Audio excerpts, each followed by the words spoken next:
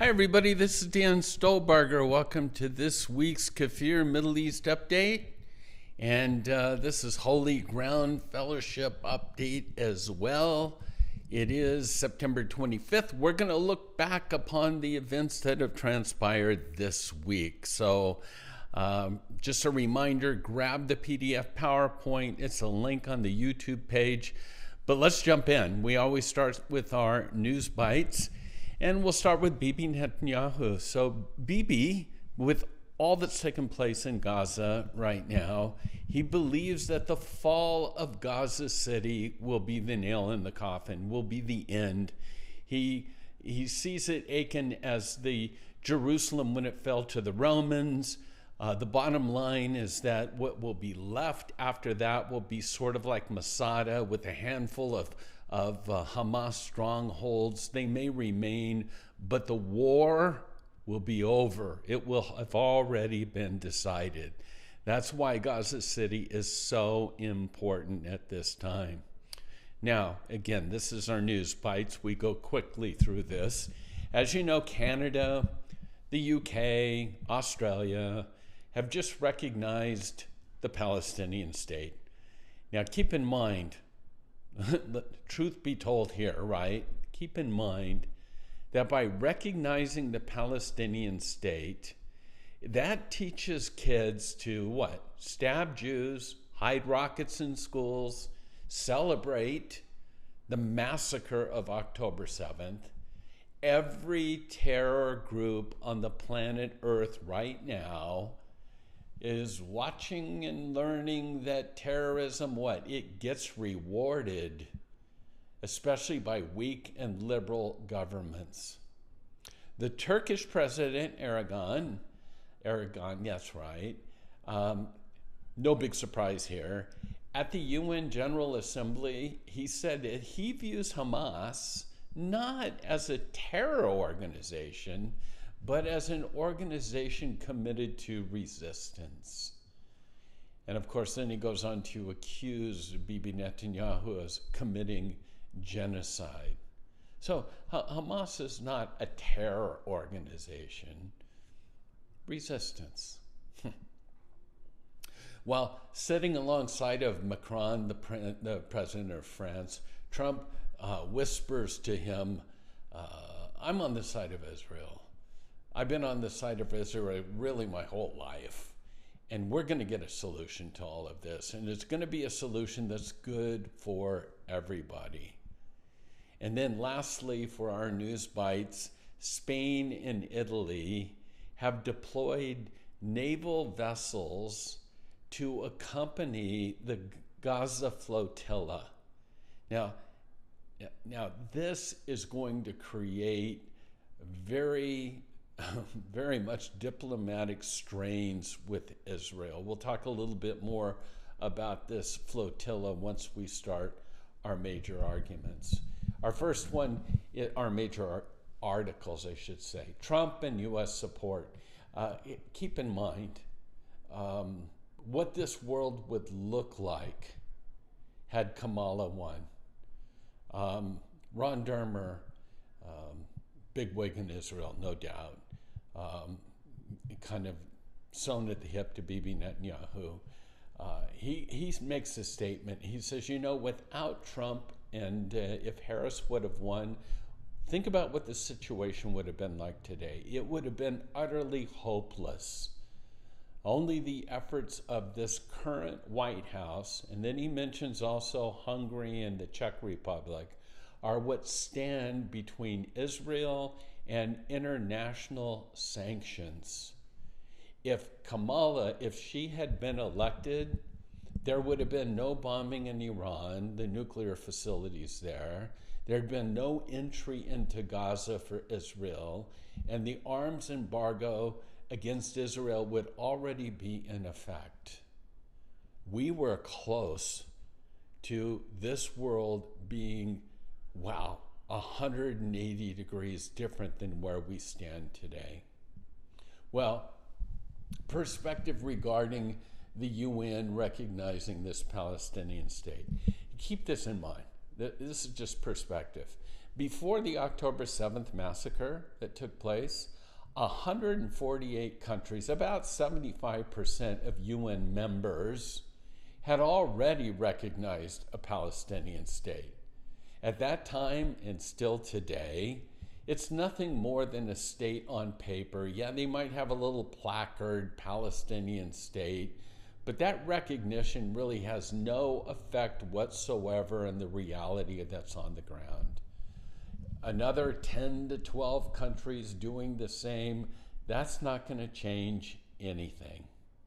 And meanwhile, keep in mind, the so-called moderate Palestinian Authority that's going to sort of take over and issue in peace and prosperity for all, keep in mind, the Palestinian Authority still refuses to recognize Israel as the Jewish state.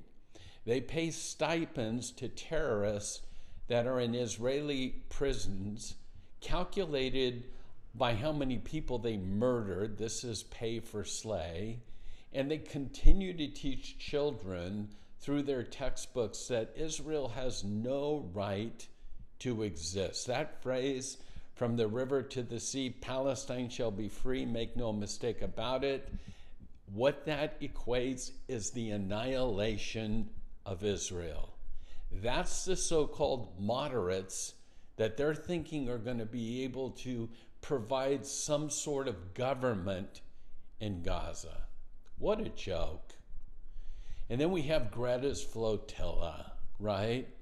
Now, Israel has said to this Hamas flotilla, you can unload all your aid peacefully at the nearby Ashkelon marina.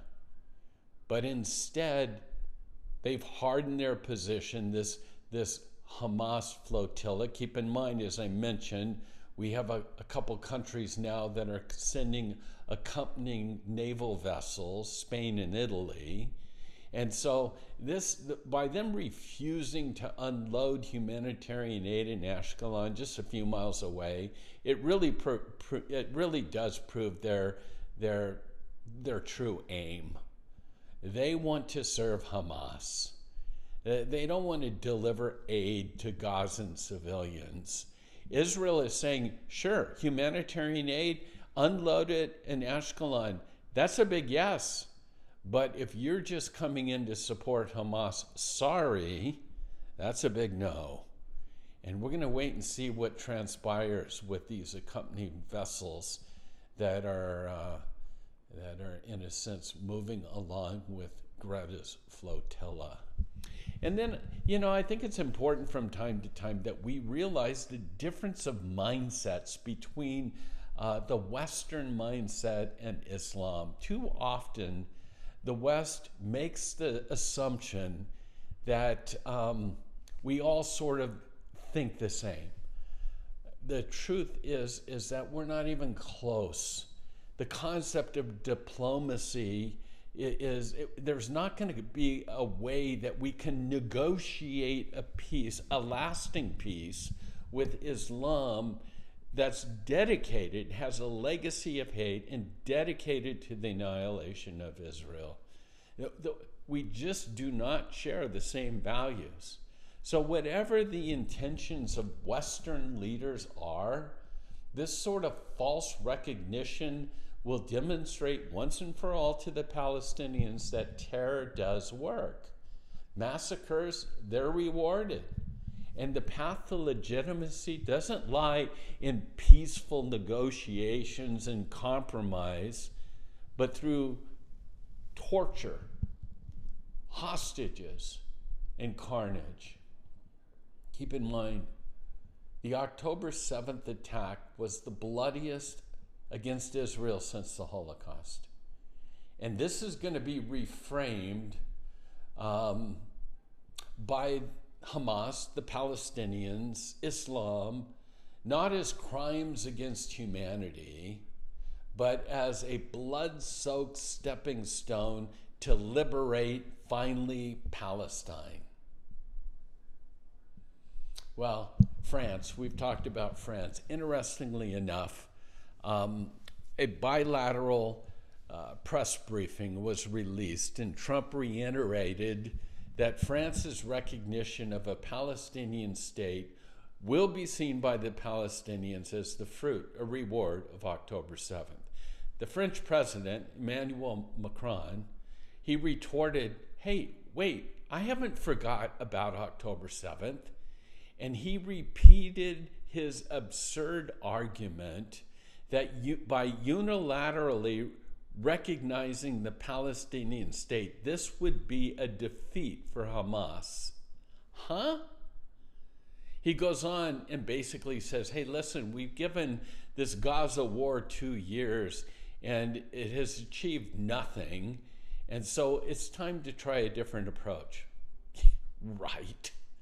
And then keep in mind, these were France's conditions, or preconditions, regarding the recognition of a Palestinian state. One, that they would accept Israel as a Jewish state. That hasn't happened. Two, that Hamas would demilitarize. That hasn't happened. There would be a commitment to negotiations and an establishment of a real government. None of that has happened. They're the unmet French conditions, but they went ahead and recognized the Palestinian state despite their preconditions. And then we have the difference between the government and the populace, both in France and England, in Britain. So most French and British voters oppose their government's unilateral and unconditional recognition of Palestine. In fact, think about these numbers. 71% of the French, the citizens, say they do not agree with Macron's decision. 71%. And then in England and Britain, 87% of the British voters say that their Prime Minister's decision to recognize a Palestinian state was wrong. Those numbers are pretty high, 71% and 87%. It appears that Israel still has many friends, even in some of these nations that are currently lining up for Palestine. And then there's just a slide here that you have to see. This is Donald Trump addressing the United Nations. And my caption simply is, ouch. Scathing speech against the United Nations by Donald Trump. And as you know, the UN in Israel, and it seems like for many in our cabinet as well, speaking about Marco Rubio, UN simply should be defined as the United Nothings. And then Gideon Sa'ar, the foreign minister of Israel, I love his comment. He says, the future of the land of Israel, it will not be decided in London or Paris. The future of the land of Israel will be decided here in Jerusalem. Amen. A couple more before we go. Prayer time. Our friend Amir Safati from Behold Israel, he writes, I want to prepare you all for a very intense weekend. Bibi's speech tomorrow will be followed by a critical meeting with President Trump on Monday. And so we need to be praying for Trump to be bold and wise, and for Bibi's speech. Some are saying this is the most important speech that he'll be given. So again, that's 24 hours away, and then come Monday. And everybody wants to know, so what's the plan? What's Trump's plan? What is it? From what I can see, and this is from Amit Segal in Israel, he basically says Donald Trump presented on Tuesday what Washington has called the Trump 21-point plan for peace in the Middle East, in Gaza. Okay, the actual plan is this. In broad strokes, It involves a gradual Israeli withdrawal from Gaza, alongside of the demilitarization of the Gaza Strip, the release of all the hostages all at once, and the disbanding of Hamas.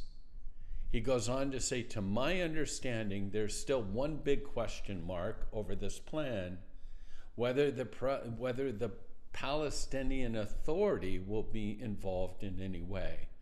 Something that Bibi in the past has consistently said, I'm opposed to that. But if this plan that could be shipped to the White House and kind of sold as an American product, he goes on to say, then it has a chance. And that's just what we're seeing now, with Arab countries seeming to have positive reactions to this plan. It's a very big deal, because if both Israel and the Arab countries agree to the plan to end the war and to rehabilitate Gaza, we might, and then he puts in brackets, and this is a very big might, we might start to see light at the end of the tunnel.